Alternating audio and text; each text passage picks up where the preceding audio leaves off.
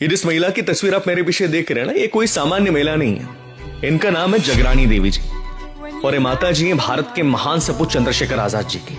और बहुत सारे नेता आज अपने भाषणों के अंदर, अपने वक्तव्य के अंदर इनका नाम लेके इनको सम्मानित करने वाले कि जगरानी देवी जी ने भारत माता के कितने बड़े सपूत को जन्म दिया, जो बिल्कुल सही बात है और ऐसा होना भी चाहिए। पर मेरा एक सवाल है, जब इनका इतना ही सम्मान किया जा रहा है तो आजादी के 2 साल बाद तक भी झोपड़ी में रहने के लिए मजबूर क्यों थी? क्यों जंगल से लकड़ियां बीन के और गोबर के उपले कंडे बना के अपने जीवन का निर्वाह करती थी? कुटकी करके अनाज आता है, मोटा अनाज है, उसको उबाल के खाती थी। ये कंडीशन इनकी थी। वो तो भला हो सदाशिव राव जी का, जो चंद्रशेखर आजाद जी के मित्र थे। जब अपनी सजा काट के वो आते हैं वापस, तो इनको अपने साथ झांसी लेके जाते हैं। झांसी के अंदर इनका जीवन थोड़ा बहुत ठीक गुजरा। हालांकि सदाशिव राव जी के पास भी बहुत पैसा नहीं था, उसके बाद भी इनकी एक अंतिम इच्छा थी कि इनकी 4 धाम की यात्रा इनको करवाई जाए।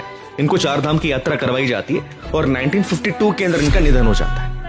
निधन के बाद सदाशिव राव जी और उनके मित्रों ने सोचा कि इतने बड़े क्रांतिकारी की मां है, इनकी स्मारक इस देश के अंदर होना चाहिए। और मुझे लगता है उस टाइम पर किसी नेता को आगे आना चाहिए था, पर हुआ इसका उल्टा। जब इनके स्मारक बनाने की बात की गई ना, तो उस एरिया के लोकल नेताओं ने आंदोलन कर दिया, स्मारक नहीं बनाने दे रहे थे। वो तो बड़ी मुश्किल से इनकी स्मारक बनाई गई और आज भी आप जाकर देखेंगे किस हालत के अंदर। तो सवाल मेरा यही है ना कि हम किसी व्यक्ति की मृत्यु के बाद उसका सम्मान क्यों करते हैं? चंद्रशेखर आजाद जी, जिन्होंने इस देश को अपनी मां माने, उनकी मां के साथ इस देश ने क्या व्यवहार किया? सोचने की बात है और लिटरली शर्म करनी चाहिए यार। आज जो बड़ी बड़ी बातें कर रहे हैं ना, लिटरली शर्म करनी चाहिए कि देश के ऐसे महान क्रांतिकारी की मां इस कंडीशन के अंदर जीवन गुजारा हूं।